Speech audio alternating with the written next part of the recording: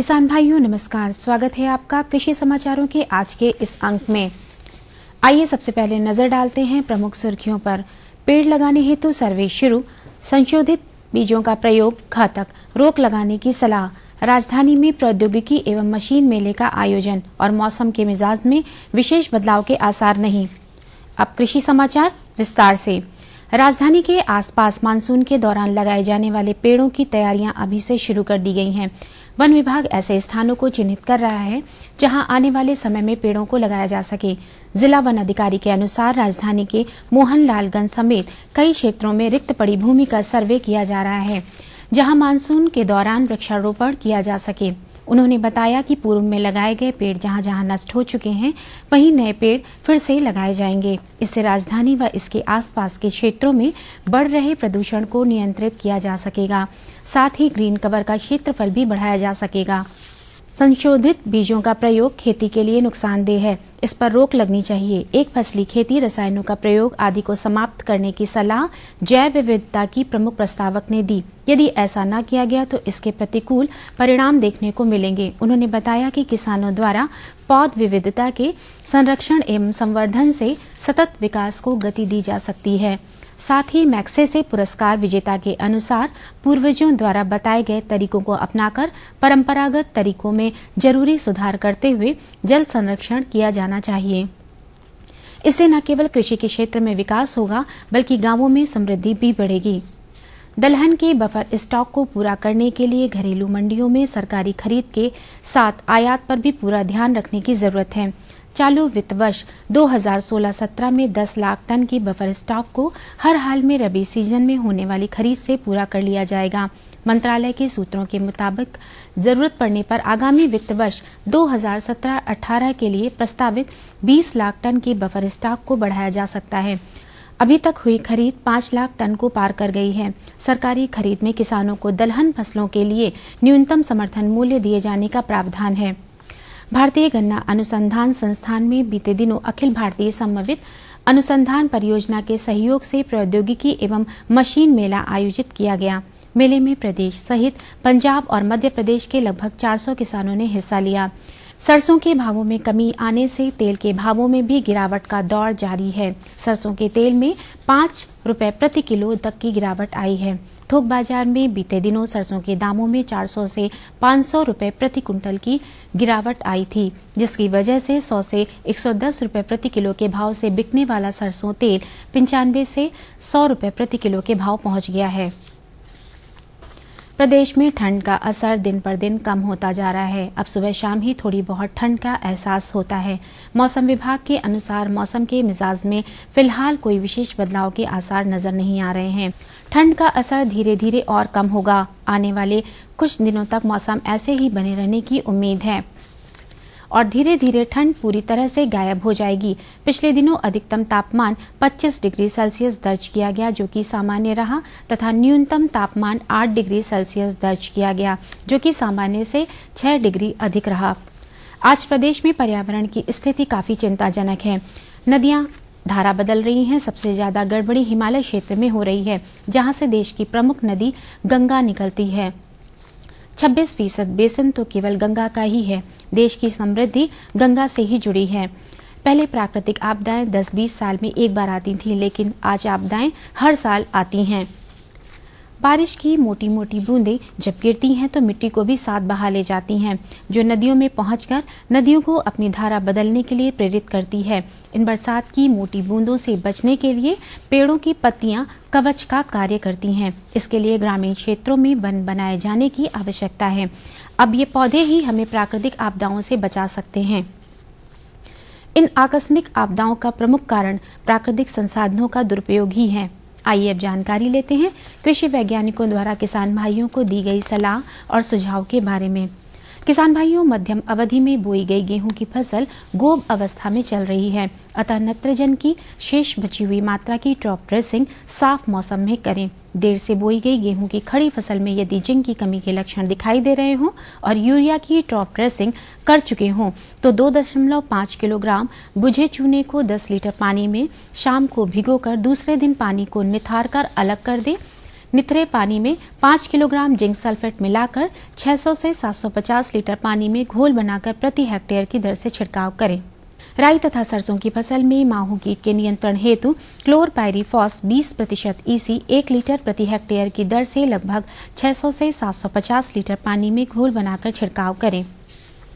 चने की खड़ी फसल में फली बेधक कीट का प्रकोप होने की संभावना है, अतः इसकी रोकथाम हेतु बी पाउडर 1 किलोग्राम की दर से 350 से 400 लीटर पानी में घोल बनाकर छिड़काव करें। केले के बागों में 100 से 125 ग्राम डीएपी उर्वरक प्रति पौधे की दर से हल्की गुड़ाई कर मिट्टी में मिलाएं तथा फूल एवं फल निकलने पर पौधों को सहारा लगाएं। आइए अब जानकारी लेते हैं कृषि उत्पादों के ताजा मंडी भावों की।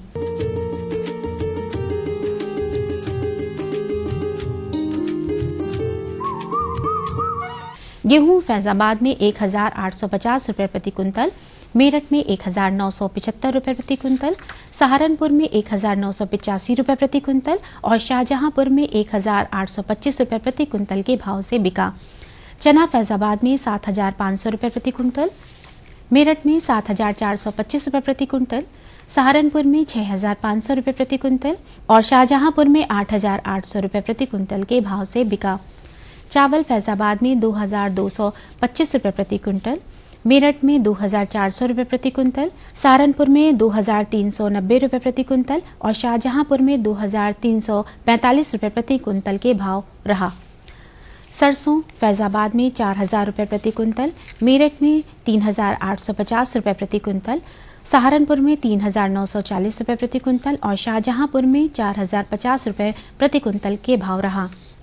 गुड़ फैजाबाद में 3400 रुपये प्रति कुंतल, मेरठ में 2830 रुपये प्रति कुंतल, सहारनपुर में 2885 रुपये प्रति कुंतल और शाहजहांपुर में 2700 रुपये प्रति कुंतल के भाव से बिका।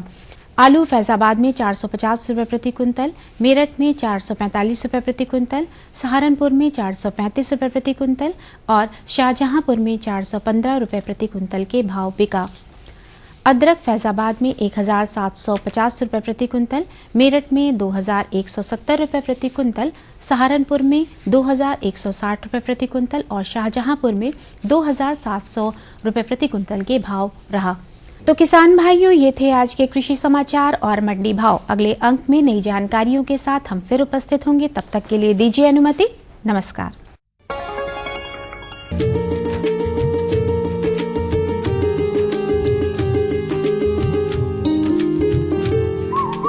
समाचार के बाद एक बार पुनः आपका कृषि दर्शन कार्यक्रम में स्वागत है। बहनों भाइयों, कहते हैं कि दाल रोटी खाओ प्रभु के गुण गाओ। भैया, अगर हम शाकाहारी भोजन की बात करें तो प्रोटीन का प्रमुख स्रोत होती हैं दालें। इसलिए दलहनी फसलें हम सभी के लिए बहुत महत्वपूर्ण होती हैं। कोई भी फसल की अगर हम बात करते हैं तो उसकी देखभाल बड़ी महत्वपूर्ण होती है। जितने अच्छे ढंग से अगर हम देखभाल करते हैं उतनी ही पैदावार अच्छी होती है। तो लेकिन देखभाल कैसे की जाए, इसकी सही तरीका, इसकी सही जानकारी होना बहुत आवश्यक है। तो इसी परिप्रेक्ष्य में आज हम आपको जानकारी दिलवाने जा रहे हैं दलहनी फसलों की देखभाल, और इस विषय पर जानकारी देने के लिए आज हमारे बीच में उपस्थित हैं भारतीय दलहन अनुसंधान संस्थान कानपुर के वरिष्ठ वैज्ञानिक डॉक्टर उमेश सिंह जी। डॉक्टर साहब, आपका स्वागत है। नमस्ते। डॉक्टर साहब, सबसे पहले हम ये जानना चाहते हैं कि दलहनी फसलें वो कौन कौन सी ऐसी हैं जो हमारे खेतों में हैं और उनकी स्थिति क्या है? अभी जो हमारे प्रदेश में है, मुख्य रूप से जो दलहनी फसलें हैं वो चना है, मसूर है और मटर है। इसके अलावा कुछ एक क्षेत्र में, मतलब कम क्षेत्र में राजमा की खेती भी है, परंतु अगर मुख्य रूप से हम देखेंगे तो उनमें चना, मसूर और मटर की जो है दलहनी फसलें हैं। और आपने पूछा कि अभी जैसे किस स्थिति में है, तो देखेंगे अगर 15 अक्टूबर तक जहां पर अगर जिन क्षेत्रों में जल्दी बुआई कर दी गई है तो चना में जो है फली बनना शुरू हो गया है। मगर अगर 15 नवंबर के आसपास बुआई की गई है, मतलब कि नवंबर का द्वितीय पखवाड़ा, तो अभी उसमें क्या है, फूल आना शुरू हुआ है। इसी तरह जो मसूर है, मसूर में फलियां बनना शुरू हो गई है, और मटर है, मटर में भी फलियां बन रही है, दाने भी बन रहे हैं, क्योंकि मटर में जो है फलियां जल्दी बनती है। इसके बाद जो है मसूर में और चना में थोड़ा देरी लगती है। तो ये स्थिति है अभी किसानों के डॉक्टर खेत साहब, पर। अगर हम सामयिक कार्यों की बात करें या देखभाल की बात करें जी। तो हमारे किसान भाइयों को कौन कौन से बिंदुओं पर बहुत ध्यान रखना है? क्योंकि इस समय जैसे कि फूल आ रहे हैं जी। और मसूर इनमें जैसे फलियां बन रही है, मटर में फलियां मतलब दाने बन रहे हैं, जी।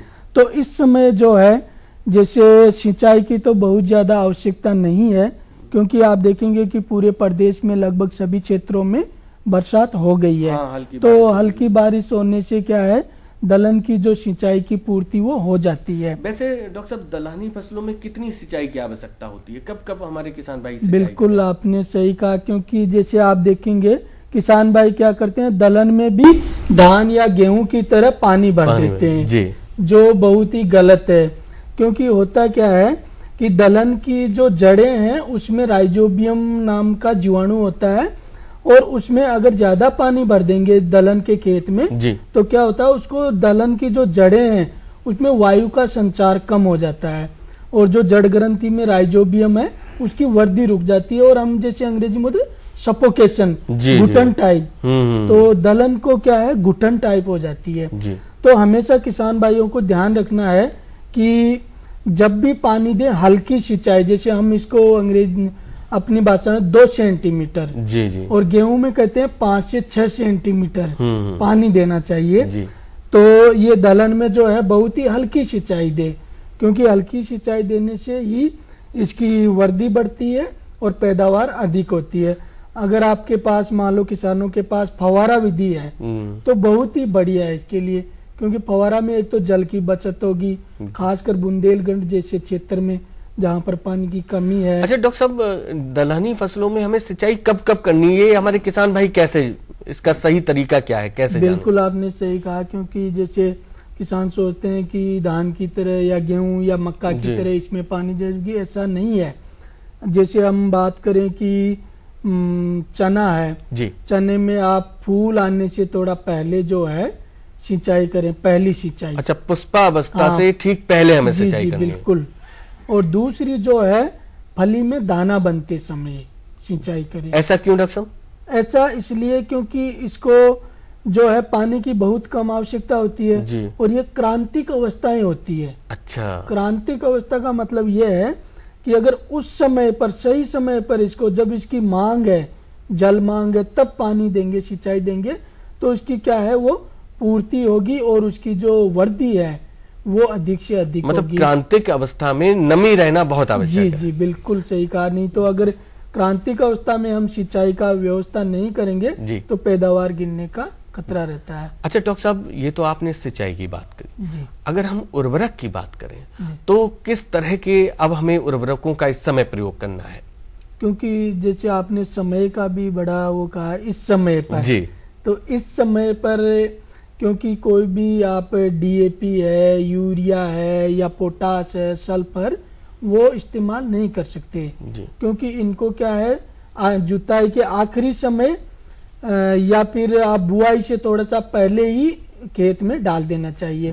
पर इस समय जैसे कुछ क्षेत्रों में हम देखेंगे कि मान लीजिए नत्रजन की कमी के लक्षण आ रहे हैं, या किसान भाई एक बड़ी जो है वो सूक्ष्म तत्वों को मतलब दरकिनार करते हैं, उस पर ज्यादा तवज्जो नहीं देते कि इसका क्या मतलब है, जबकि सूक्ष्म तत्व भी एक बड़ा जो है अहम जो पैदावार में एक कारक है। जी। तो इस समय जैसे क्या होता है कि अगर जिंक की कमी है, लोह तत्व की, नत्रजन की, और अच्छी पैदावार के लिए क्या कर सकते हैं किसान भाई, जहां पर ये भी बारानी क्षेत्र में, सिंचित क्षेत्र में तो बहुत जरूरत नहीं थी, बारानी क्षेत्र में जैसे बुंदेलखंड जैसे क्षेत्र है तो वहां पर क्या कर सकते हैं किसान भाई, यूरिया 2% का घोल, और यूरिया के साथ अगर वो जिंक सल्फेट मिला दें जी। 0.5%, और आयरन सल्फेट 0.3%। इसको मैं किसानों की भाषा में थोड़ा सरल समझाऊंगा क्योंकि किसान भाई क्या होता है 0.2 या 0.3 में समझ पाना मुश्किल है जी।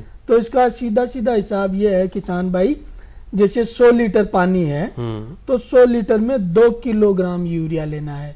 अच्छा। और आधा किलोग्राम जिंक सल्फेट लेना है और 300 ग्राम आयरन सल्फेट जो बाजार में तो मिलता इन है, सबको मिला लेना है इन डॉक्टर साहब? तीनों को एक साथ जो है घोल सकते हैं। जी जैसे जो छिड़काव वाली टंकी आती है हम्म। वो 15 लीटर पानी उसमें लगभग आ जाता है। जी तो उनको 100 किलो मतलब 100 लीटर पानी के हिसाब से 2 किलो यूरिया, जी आधा किलो जिंक सल्फेट और 300 ग्राम आयरन सल्फेट तीनों को घोलकर अगर छिड़काव करे तो क्या है, पौधे की वृद्धि होगी और फलियां भी मजबूत हो। पोषक तत्वों की जैसे आपने कहा जी प्रोटीन और अन्य पोषक तत्वों का भंडार है दलहन, तो उनकी भी क्या है उसमें गुणवत्ता और मात्रा जो है बढ़ जाती है। तो ये उर्वरक किसान भाई दे सकते हैं। डॉक्टर साहब, जैसा कि आपने उर्वरकों की बात की, हाँ। एक समस्या और हमारे किसान भाइयों को आती है और जो कि पैदावार पर बहुत असर डालती है, रोग एवं कीट। तो अगर डॉक्टर साहब हम कीट की अगर बात करें तो दलहनी फसलों में किस तरह के कीट लग सकते हैं और उनसे कैसे निदान मिल सकता है? जैसे आपने कहा कि कीट में एक फली बेधक है दलहन का, जी ये दुश्मन नंबर 1 है। ये जी दलहन का सबसे बड़ा जो नुकसान होता है वो वो फली बेधक कीट से होता है। और ये फली बेधक कीट क्या है, ये दलहन में सब में लगता है, चाहे आप अच्छा सभी तरह की जो सभी फसलें हैं तरह दलहन की, की, जैसे जी। अरहर भी है, हम्म, आपकी ये चना भी मटर। है, हाँ, मटर है। और इसके अलावा ये अन्य फसलों में भी, क्योंकि 150 से ज्यादा जो फसलों में ये लगता है, तो इसका मतलब ये है कि अगर इसको एक फसल उपलब्ध नहीं हो रही है तो दूसरी से ये अपना भोजन ले सकता है। तो इसके पास इसका ये डॉक्टर साहब क्या वातावरण पे कुछ निर्भर करता है कि तापमान बढ़ रहा है तो लगेगा? ये किन चीजों पर? ये जो फली बेधक कीट है, अभी जैसे ही मतलब तापमान कम हुआ और जो ठंडक कम हो रही है, अब धीरे-धीरे तापमान बढ़ रहा है, तो इस समय इसका आने का पूरा खतरा है। तो इसकी किसान भाई जो है पहले से ही अगर एहतियात बरतें तो ज्यादा अच्छा रहेगा। और उसके लिए किसान भाई क्या कर सकते हैं, जी फेरोमोन जाल आता है, फेरोमोन ट्रैप बोलते हैं जी इसको। जी फेरोमोन ट्रैप। हाँ, फेरोमोन ट्रैप जो है ये बहुत सस्ता होता है, 25-30 रुपए का आता है एक। जी तो 1 हेक्टेयर का अगर क्षेत्रफल है तो उसमें 4 से 5 फेरोमोन ट्रैप जो है वो लगा दें। अच्छा। तो फेरोमोन ट्रैप क्या है, कीट को नहीं मारता है, ये क्या करता है, जो नर है ना उनको आकर्षित करता है। अच्छा। तो उससे किसान वो क्या होंगे, उस जाल में आ जाएंगे। ल्योर होता है वो आकर्षित करता है। तो इससे किसान भाइयों को पता लग जाता है कि अब जो है फली बेधक कीट आ गया है। जी। अगर एक जाल में 4-5 कीट आ गए तो किसान भाइयों को ये मतलब सचेत हो जाना है कि अब जो है ये कीट आ गया है और इसके नियंत्रण के उपाय हमको कर लेने तो डॉक्टर साहब क्या नियंत्रण के लिए फेरोमोन ट्रैप ही है या कुछ रसायनों का भी प्रयोग कर सकते हैं? देखो, जो फेरोमोन ट्रैप है ये नियंत्रण नहीं करता जी है। जी। ये तो एक आपको जो होती है ना वार्निंग, हाँ, सूचना चेतावनी मिल जाती है कि भाई फली बेधक आ गया है, ये इतना ही काम करता है। तो इसके जो नियंत्रण के लिए क्या क्या कर सकते हैं किसान भाई, जैसे एक तो ये हो गया कि आपको अगर नीम के घोल का सत उपलब्ध है, क्योंकि थोड़ा कई बार क्या बाजार में आसानी से मिलता नहीं है, तो इसका 5% का घोल बनाकर जो है खेत में छिड़काव कर सकते हैं। अच्छा, इससे भी रोकथाम हो जाएगी। हाँ, अगर नहीं हो रहा है तो दूसरा एक न्यूक्लियर पॉलीहाइड्रो जो आता है एनपीवी जी, वो 250 जो समतुल्य उसके जो होते हैं ना, वो अगर हम खेत में छोड़ देंगे तो उससे भी। पर ये क्या होता है, जहाँ पर ज्यादा प्रकोप हो रहा है फली बेधक का, वहां अगर कारगर नहीं हो तो इंडोक्साकार्ब नामक जो है कीटनाशी आता है, इसकी 1 मिलीलीटर दवाई 1 लीटर पानी में, मतलब 1 मिलीलीटर दवाई 1 लीटर पानी में घोलकर छिड़काव करें तो फली बेधक का जो है काफी हद तक नियंत्रण। तो कितनी बार छिड़काव करना है डॉक्टर साहब? ये जैसे अभी क्योंकि पुष्पावस्था से ही ये शुरू हो जाता है जी। पर किसानों को क्या है, ये पता लग जाता है जब फली में छेद बन के और अंदर से दाना खा के, जब प्रकोप ज्यादा हो जाता है तब पता लगता है जी। तो पहले ही अगर एहतियात बरतें और जैसे मैंने बताया कि फेरोमोन ट्रैप से पता लगते ही छिड़काव कर दिया तो जो है इसको इंडोक्साकार्ब जो है कारगर दवाई। अच्छा डॉक्टर साहब, जैसे आपने फली बेधक बताया, फली बेधक के अलावा भी और कोई कीट है जो फसलों को बहुत नुकसान पहुंचाता है? इस समय की अगर हम बात करेंगे जी, तो माहू जो है वो आने का खतरा है जी, क्योंकि माहू भी जो है जैसे तापमान अभी बढ़ेगा और बादल होंगे तो तुरंत ये जो माहू माहू का कीट का प्रकोप प्रकोप हो जाएगा। तो उसका नियंत्रण कैसे करें तो डॉक्टर साहब? उसका नियंत्रण ये है कि एक तो इमिडाक्लोप्रिड नाम की जो कीटनाशक आता है वो आधा ml दवाई 1 लीटर पानी में घोलकर छिड़काव करें तो जो है माहू से नियंत्रण हो जाएगा। अच्छा डॉक्टर साहब, ये जैसे आपने कीट की बात की, और दलहनी फसलों में रोग कौन कौन से हो जाते हैं और उन पर कैसे नियंत्रण पा सकते सही, हैं? दलहन में जैसे रोग में मुख्य रोग तो उकटा होता है जी। उकटा बीमारी में क्या होता है, पूरा पौधा जो है सूख जाता है और भूरा रंग का हो जाता है। जी पर जैसे कि आपने बताया कि इस समय उपाय, जी क्योंकि इस समय जो उकटा रोग का कोई बहुत बड़ा निदान नहीं है, इसके जो या तो उनको क्या है फसल चक्र अपनाने थे या बीज को उपचारित करना था बुआई से पहले, या रोग रोधी प्रजातियां लेनी थी। जी। सही कहा आपने, रोग रोधी प्रजातियां तो नियंत्रण होता है, पर इस समय पर इसका बहुत वो इलाज नहीं है। जी इसके अलावा जैसे मटर में चूर्ण फफूंदी रतुआ जो है, ये रोग एक बड़ा भयंकर होता है और इसमें क्या होता है पत्तियां जो है पीली पीली, मतलब उस पे जैसे चूर्ण लगता है, हाँ, वो पाउडर हाँ, जैसा पाउडर हो की जाता है। तरह। तो इसके जो रोकथाम के लिए किसान भाई क्या कर सकते हैं, घुलनशील सल्फर आती है, घुलनशील, तो उस घुलनशील सल्फर का 0.2 से 0.3% का घोल बनाकर अगर वो छिड़काव करेंगे तो इसमें जो है काफी नियंत्रण हो जाएगा।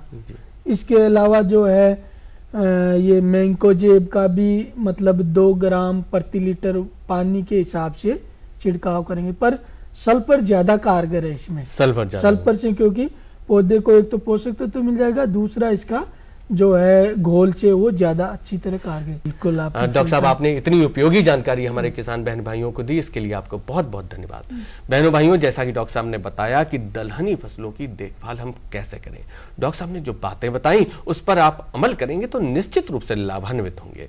अब हमारे कार्यक्रम का समय समाप्त होता है, हमें अनुमति दीजिए। नमस्कार।